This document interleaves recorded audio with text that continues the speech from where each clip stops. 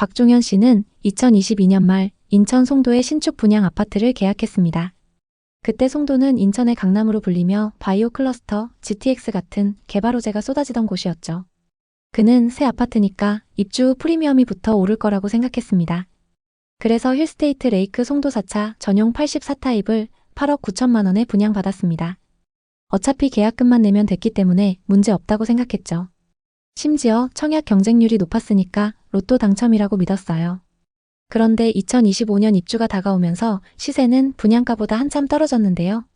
주변에 새 아파트 공급이 넘치고 대출 규제로 매수자가 사라진 탓이죠. 결국 종현 씨는 손해를 보고 내놨습니다. 하지만 1억 싸게 내놨는데도 연락조차 오지 않고 있습니다. 분양가 대비 얼마나 더 싸게 내놔야 계약될까요? 그는 새 아파트라는 맹신 때문에 입지와 공급량을 제대로 분석하지 않았다고 후회하고 있습니다. 송도 부동산 요즘 말이 너무 많습니다. 그래서 제가 직접 발로 뛰며 확인해봤습니다. 구독자님들 요청도 많아서 오늘 송도 현장을 샅샅이 훑어보려고요. 여러분 경제가 어려우면 부부싸움 많이 하죠? 제 주변에도 집값 때문에 부부싸움 하시는 분들 많아요.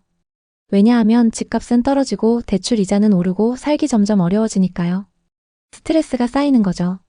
인천의 송도 센트럴파크역 앞에 나가봤습니다. 이곳은 한때 대한민국 부동산의 핫플레이스였죠. 국제학교, 센트럴파크, 현대아울렛, 롯데 쇼핑몰까지. 그런데 지금은 분위기가 심상치 않아요. 왜 그런지 하나씩 뜯어볼게요. 먼저 송도 대장 아파트부터 얘기해볼까요?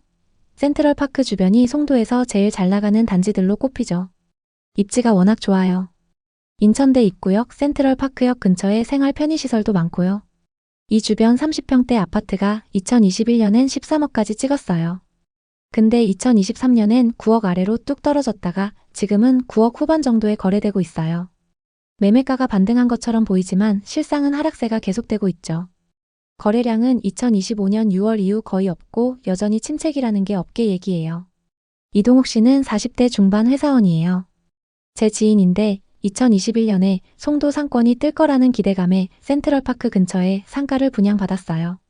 그때 송도가 신도시로 떠오르면서 상가 투자 붐이 일었죠. 이동욱 씨는 은행 대출 5억, 자기 돈 3억 해서 총 8억 들여 1층 상가를 샀어요. 위치가 센트럴파크 2번 출구 바로 앞이라 여기서 카페나 편의점 하면 대박 날 거야 라고 생각했대요. 초기에는 임대 문의도 좀 왔어요. 그런데 2022년부터 경제가 어려워지면서 상권이 죽었어요. 임대료를 20% 깎아도 임차인이 안 들어왔어요. 공실이 벌써 3년째예요. 매달 관리비 수십만 원, 대출 이자까지 합치면 월 230만 원씩 빠져나가요. 이동욱 씨는 처음엔 조금만 기다리면 될 거야 했지만 2024년엔 스트레스로 건강이 나빠졌어요. 회사에서 실수도 잦아지면서 승진도 놓쳤고요. 부인과는 매일 싸움이에요. 상가 왜 샀어? 망할 셈이야? 하면서요. 결국 이혼 얘기까지 나왔지만 겨우 화해했어요. 지금은 상가를 6억 5천에 내놨는데 이 가격에도 안 팔려요. 이자랑 다 합치면 손실이 2억으로 빚만 쌓였죠. 기가 차서 웃음만 나온다고 하더라고요. 송도의 상업용 부동산 임대료가 2023년 대비 15% 이상 하락했고 공실률은 30% 수준이에요. 이동욱 씨처럼 상가 투자로 망한 분들 주변에 많습니다. 센트럴파크 주변을 살펴보면 송도의 핵심 상권인데 초입부터 비어있는 상가가 눈에 띕니다.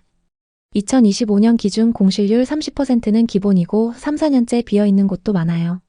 상가 주인들 관리비랑 이자만 매달 내고 있겠죠? 심각해요, 진짜. 분양가도 만만치 않았는데 수익률이 안 맞습니다. 여긴 거주하기엔 너무 좋아요. 큰 공원도 있고 새 아파트도 많고. 하지만 상권으론 썩 좋지 않습니다. 날씨 좋은 날은 사람이 많지만 겨울 되면 횡해요. 분양할 때 완판됐던 상가가 지금은 텅텅 비었어요. 5년째 비어있는 곳도 있다니까요. 5년. 웃음만 나오죠. 이제 송도 상권을 자세히 한번 살펴볼까요? 송도에는 여러 개의 상권이 있습니다. 하지만 대부분 빈 상가로 남아있죠. 분양가가 높아서 수익률이 안 맞아요. 송도 상가는 2010년대 후반 신도시의 미래로 불리면서 분양가가 엄청 높았어요. 그럼에도 완판됐죠. 근데 지금은 임대료를 낮춰도 임차인이 안 들어와요. 왜냐하면 상권이 생각만큼 활성화되지 않았기 때문이에요. 상가 구조는 신도시답게 이쁘게 설계됐어요. 커넬워크나 트리플 스트리트 같은 곳은 해외를 연상케 하죠. 근데 공실이 많아요. 김민호 씨는 30대 후반 자영업자예요. 2019년에 커넬워크 근처에서 카페를 열었어요. 직접 분양받아서 열었죠. 상가는 분양가 7억이었고 인테리어에 1억을 더 썼습니다. 송도는 젊은 층이 많고 신도시라 카페가 뜰 거라고 봤어요. 초반엔 장사가 잘 됐어요. 인스타 감성으로 사진 찍기 좋은 인테리어를 해서 주말엔 줄을 서서 기다릴 정도였어요. 하루 매출 200만 원을 찍은 적도 있대요. 근데 2022년부터 코로나 여파와 경제 불황으로 손님이 뚝 끊겼어요. 또 트리플 스트리트 쪽으로 상권이 이동하면서 김민호 씨 카페는 구석진 위치 때문에 발길이 줄었어요. 어느 순간부터 장사가 안 되면서 이자 내기도 버거워져서 메뉴도 추가하고 배달 서비스도 운영했지만 소용없었어요. 결국 2024년에 가게를 접게 되었습니다. 대출 이자 갚다가 개인 파산 직전까지 갔대요. 김민호 씨는 지금 택배 부업을 하면서 빚 갚고 있어요. 송도 상권 겉으론 화려하지만 속은 텅 비었어요 라고 하더라고요. 실제로 송도 상가들의 임대료가 많이 내려왔어요. 그럼에도 불구하고 임차인 찾기가 어렵습니다. 송도 상권의 문제점도 짚어볼게요. 송도 상가는 기획 단계에서부터 돈을 엄청 들였어요. 유럽풍 디자인, 인공호수, 수상택시까지. 근데 워낙 수요가 부족합니다. 게다가 상가들이 외부에만 있어서 겨울철엔 춥고 비 오면 손님들이 우산을 쓰고 다녀야 해요. 쇼핑몰처럼 실내로 연결된 구조가 아니죠. 통행도 불편하고 지하 연결도 안 돼 있어요. 밤 되면 조명은 운치 있지만 너무 덥거나 추울 때는 손님 발길이 뚝 끊겨요. 이런 게 아쉬운 점입니다. 송도 상권 겉으론 이쁘지만 실속은 없다는 거죠. 이제 송도 부동산의 미래를 생각해 볼까요? 센트럴파크 라인 쪽을 보면 업무단지도 있고 빌딩도 멋있게 서 있어요. 공원에서는 사람들이 러닝하고 자전거를 타는 모습, 피크닉을 즐기는 모습 보니까 분위기는 좋아요. 근데 반대로 부동산 시장은 찬바람이 불고 있습니다. 그나마 아파트 가격은 전세가 있어서 받쳐주고 있습니다. 하지만 이것도 1에서 409 메인 쪽 얘기지 609나 809 쪽은 분위기가 너무 안 좋습니다. 얼마 전엔 신축 분양 아파트가 마피 1억에도 안 나가면서 화제가 됐었죠. 돈이 떨어지면 행복이 뒷문으로 나간다고 하죠. 송도 국제학교 쪽은 부자들도 많은 동네라고 하지만 그 사람들도 집값 하락으로 싸움이 많대요. 집값 떨어졌는데 국제학교 학비 어떻게 내? 이렇게 싸우는 거죠. 박태영 씨는 50대 초반 퇴직금으로 송도 아파트에 투자했어요. 2020년 센트럴파크 인근 아파트 30평대를 12억에 샀죠. 송도는 개발 호재로 뜨면서 집값 오를 거야 라고 믿었대요. 전세 끼고 투자했는데 초기에 전세가 쭉쭉 올라 기뻤어요. 재계약할 때 올려받을 생각을 하면서요. 그런데 2023년부터 금리 인상과 공급 과잉으로 집값이 뚝 떨어졌어요. 전세도 같이 내려갔고 매매가는 8억 중반까지 하락했어요. 임차인이 전세 시세를 내려달라고 했고 급하게 고금리 대출을 받아 돌려줬죠. 박태영 씨는 집을 팔고 싶었지만 너무 떨어져서 팔 수도 없었습니다. 팔면 손해만 3억이 넘기 때문이었죠. 집값이 오를 거라던 부동산과 유튜브만 믿고 무리해서 투자했던 게 실수였습니다. 부인과는 집 사지 말자고 했잖아. 이제 우리 어떡해? 하면서 매일 큰 소리로 싸웠죠. 박태영 씨는 지금도 열심히 빚을 갚고 있지만 아직 갈 길이 멉니다. 스트레스로 고혈압까지 생겼죠. 부동산이 하락하면 가족들끼리 사이가 나빠지기 마련입니다. 가정의 미래가 걸릴 정도로 큰 돈이 들어가기 때문인데요. 그래서 이런 분들을 보면 더 안타깝습니다. 그럼 송도 부동산 바닥은 어디일까요?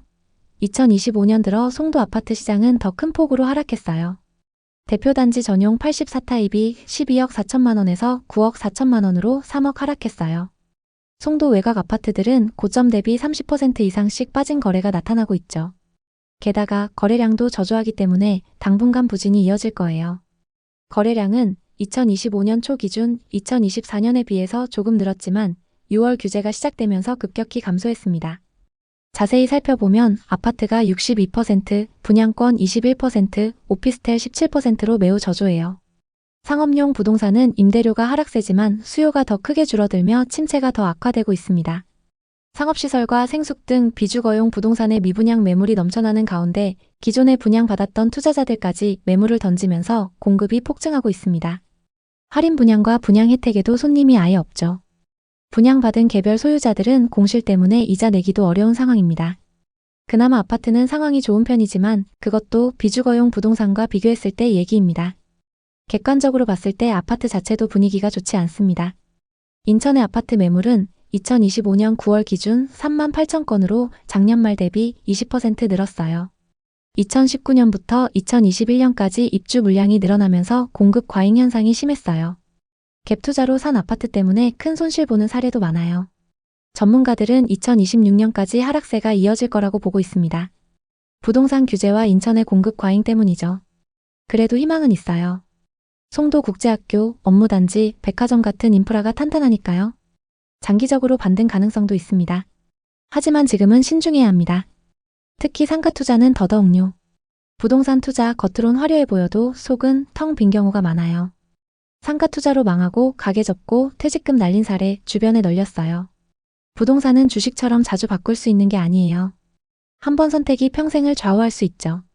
송도 투자를 생각하신다면 꼭 현장에 와서 확인하세요. 공실률, 임대료, 거래량 다 체크하셔야 해요. 부동산은 한 번 선택이 중요합니다. 특히 상업용 부동산은 더 신중해야 해요. 오늘 이야기 어떠셨나요? 혹시 이와 비슷한 부동산 고민이나 경험이 있으신가요? 여러분의 이야기가 있다면 자유롭게 공유해주세요. 당신의 경험이 누군가에게 큰 힘이 될 수 있습니다. 오늘의 이야기에 공감하셨다면 구독과 좋아요를 눌러주세요. 오늘도 시청해주셔서 감사합니다. 다음 편엔 더 좋은 내용으로 찾아뵙겠습니다.